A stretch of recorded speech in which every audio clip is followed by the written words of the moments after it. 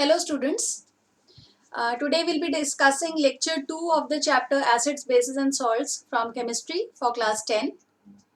In lecture number 1, we talked about the general physical properties of acids and bases and we compared those properties. Then we discussed about indicators, what are indicators, what are the various types of indicators, and what is their application, where they are used, right? And then the topic that I started with was chemical properties of acids and bases. We were talking about the chemical properties of acids, in which we discussed the first property. So in case you have not watched that, please watch lecture number 1 of the chapter Acids, Bases and Salts. Today I'll be continuing with the chemical properties. So I'll be taking up the second chemical property, that is reaction of acids with metal carbonates and metal hydrogen carbonates. So before I begin with this property, you need to know what are carbonates and what are hydrogen carbonates. In class 9, you have studied about ions, cations, anions, as well as polyatomic ions. So you must know that carbonate is CO3 with a -2 charge. It is a polyatomic ion, and bicarbonate or hydrogen carbonate, they mean the same, and it is HCO3 with a single negative charge. So this is a carbonate ion and this is a bicarbonate ion or hydrogen carbonate ion. Both of them mean the same. So it can be written as bicarbonate also and it can be written as hydrogen carbonate also. You should not be confused in this, right? So let us study how the reaction takes place. Just now, as I told you the formula for carbonate and hydrogen carbonate, you can see there's a CO3 in both the ions, isn't it? So there's a CO3 here. So that means whenever CO3 is there, it will give rise to CO2 gas. So that is what we are writing in the reaction also. Whenever a metal carbonate or a bicarbonate, it reacts with an acid, it forms salt along with the evolution of carbon dioxide gas and water. So the basic identification for this reaction is the evolution of carbon dioxide gas, and you must know that the characteristic property of carbon dioxide gas is that it turns lime water milky. So we'll be coming to that reaction also, but I'll be taking up a specific reaction first. The specific reaction we'll take for, say, sodium carbonate. The formula for sodium carbonate is Na2CO3. It reacts with an acid. Suppose we take an acid as HCl. So over here, when we are writing the products, we know that carbon dioxide and water will definitely be there. Now we have to identify which salt will be formed over here. For that, have a look at the atoms that are present on the left hand side, or the elements which are present. You can see hydrogen is already there. Oxygen and carbon in the form of carbon dioxide are there. What is left behind? It's sodium here and chlorine here. So the salt formed will be NaCl. But still our equation is not balanced. So we need to balance this equation first. So since there are 2 sodium this side, we'll be putting a 2 over here, which makes it 2 chlorine, 2 here, and now our equation is perfectly balanced. Repeatedly I have been telling you that never leave an equation unbalanced in your exam or in your test or whenever you are writing a equation. Make it a habit to always balance the equation whenever you are writing any equation, right? So the next equation I'll be taking up with the metal bicarbonate. The same metal I'll be taking sodium, and here is the bicarbonate ion. So this becomes sodium bicarbonate or sodium hydrogen carbonate. When it reacts with HCl, it forms NaCl plus carbon dioxide plus water. Now check for balancing. This equation is already balanced. So we don't need to balance it because it is already balanced. So this is how acids react with metal carbonates and metal hydrogen carbonates. Now if you go through your NCERT book, you'll find an activity written there. which shows how the reaction actually takes place. And in that activity, you are supposed to take two test tubes. We'll be taking one test tube with a small amount of sodium carbonate, Na2CO3, and in the other test tube, we'll be taking a small amount of sodium bicarbonate, that is NaHCO3, right? And then we'll be adding a very small amount of dilute HCl to both the test tubes. Around 2 ml of dilute HCl is to be added in these two test tubes. And you will see that some bubbles are being formed.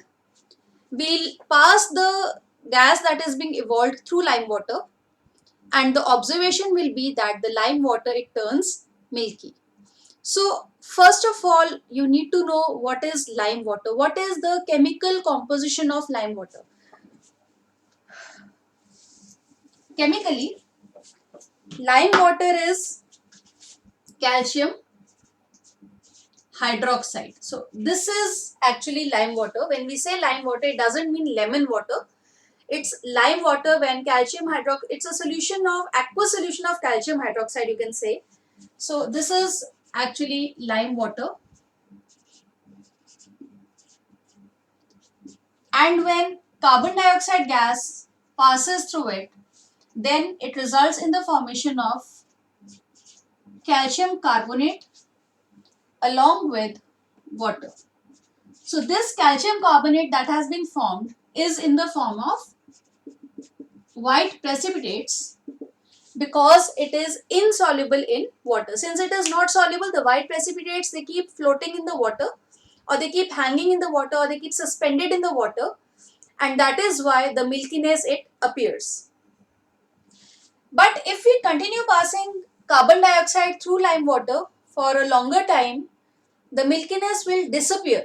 First it appears, and then even after the milkiness has appeared and we continue to pass carbon dioxide through lime water, the milkiness will disappear. Why does this happen? It happens because now calcium carbonate and water has been formed. Still, if we continue passing carbon dioxide through it, it results in the formation of,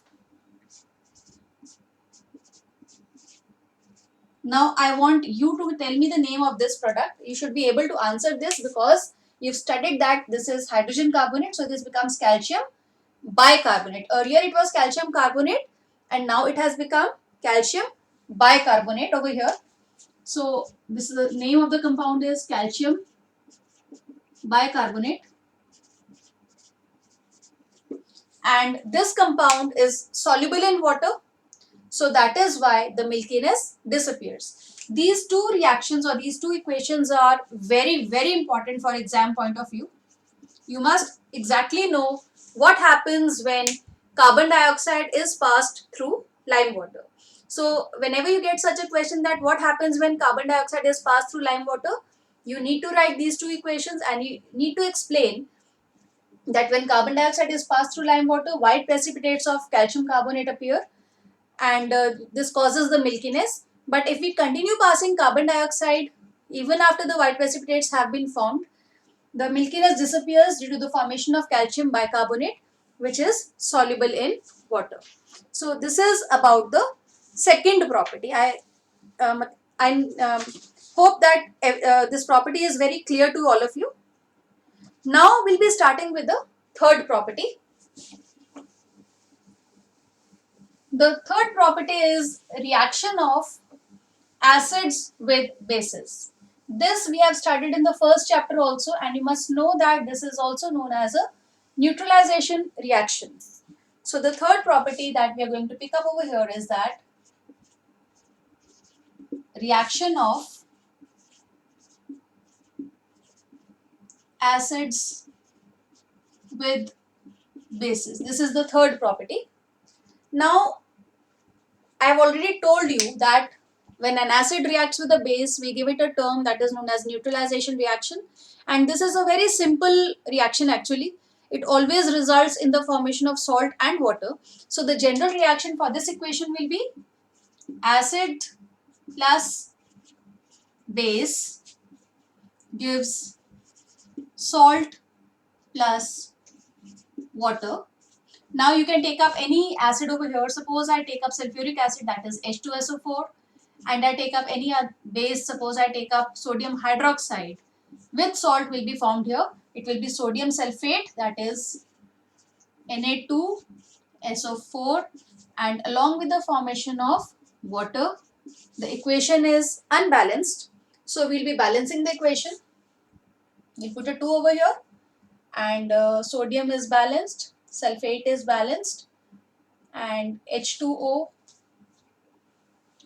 is also balanced now. So this is how we write the equation. We can take up one more example over here. Suppose the acid is HCl and the base is NaOH. The salt formed will be NaCl along with the formation of water. So this is how acids react with bases. Now the equation part is very simple, but we have an activity over here again. In this chapter, actually there are more number of activities as compared to the content, and don't think that the activities are not important, because for exam point of view you have to focus on the activities and they are equally important, and most of the times you get a question based on activity itself, which can carry a weightage of around 3 marks. So all the activities that are covered in the chapter in your NCERT book, which I am explaining over here, they are very important, right? So the activity is that we'll be taking a test tube in which we add around 2 ml of dilute NaOH solution. After this, we'll be adding 2 drops of an indicator, and the indicator we are using over here is phenolphthalein, and we discussed about this indicator in lecture number 1. So you must know that whenever phenolphthalein is added to a basic solution, the solution turns pink. So when you will add this indicator to dilute NaOH, the pink color will appear over here. Now the solution is pink. So we know that we have a basic solution in this test tube, and the indicator is telling us that yes, it's a base. Now drop wise we will start adding acid to it, and along with adding acid we need to stir it properly so that the reaction goes on taking place side by side and the reaction is completed also. So as you keep adding HCl, the solution will slowly get neutralized, and finally a point will come when this pink color will disappear. Now why has the pink color disappeared? Because the solution which was earlier basic, on adding acid has become neutral now. So when the solution has been neutralized, the basic nature of the solution is no more there. The pink color of the indicator also disappeared. Now if you again add a few drops of NaOH to the neutralized solution, you will find that the pink color appears again. So this shows that phenolphthalein shows its pink color only in the presence of the base. Once the base is neutralized, that means there is no more base left in the test tube. There will be no pink color. And as soon as you add even a single drop of NaOH to the neutralized solution, you will find that the pink color, it appears again, right? So that is how neutralization can be tested in the laboratory, and it can be seen actually. So whenever the school reopens, you can ask your teachers to show you how neutralization takes place, right? So this was about the third property.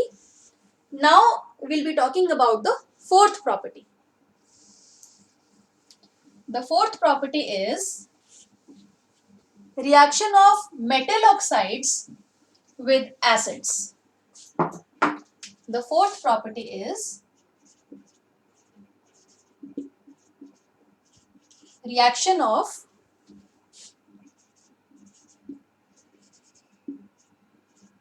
metallic oxides with acids. The general reaction for this property will be like metal oxide plus acid gives salt plus water. So I think you should be able to see some similarity between this property and the previous one which we discussed. If we replace this metal oxide with base, this becomes just a neutralization reaction. So this shows that metal oxides are actually basic in nature. This you have studied in your junior classes also. So through this property we are trying to verify that yes, metal oxides are basic in nature. So the example that we are going to pick up over here will be of copper oxide. It is a metal oxide which is black in color.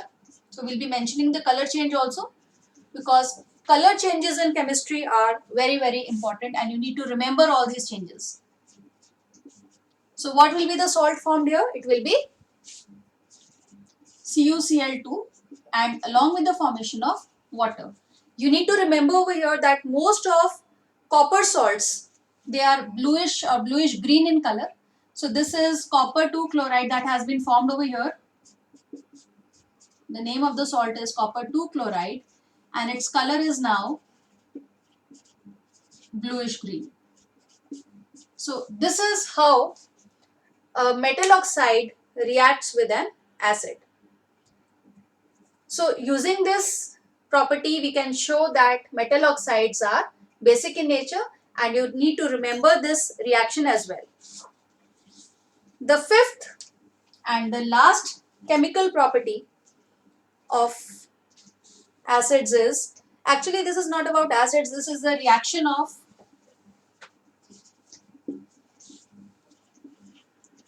non-metal oxides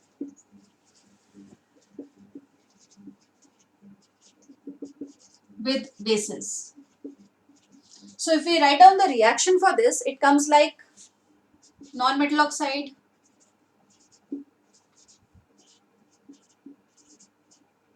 plus a base gives salt plus water. Again, you will be able to see the similarity between the fourth property and the fifth property. The right hand side remains the same. In the left hand side, instead of acid, it's a base, and instead of base, it becomes an acid. So this shows that non-metal oxides are actually acidic in nature.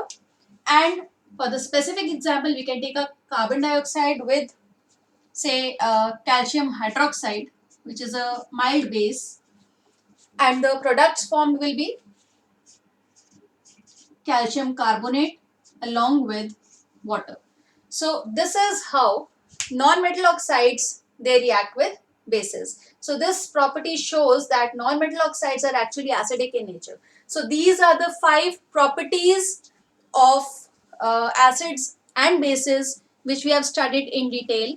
The first property was in lecture number 1 and the remaining 4 properties we have discussed in lecture number 2. These reactions, whichever reactions I have written on the board, they are very important. So don't forget to note these down in your notebooks and see you soon with lecture number 3.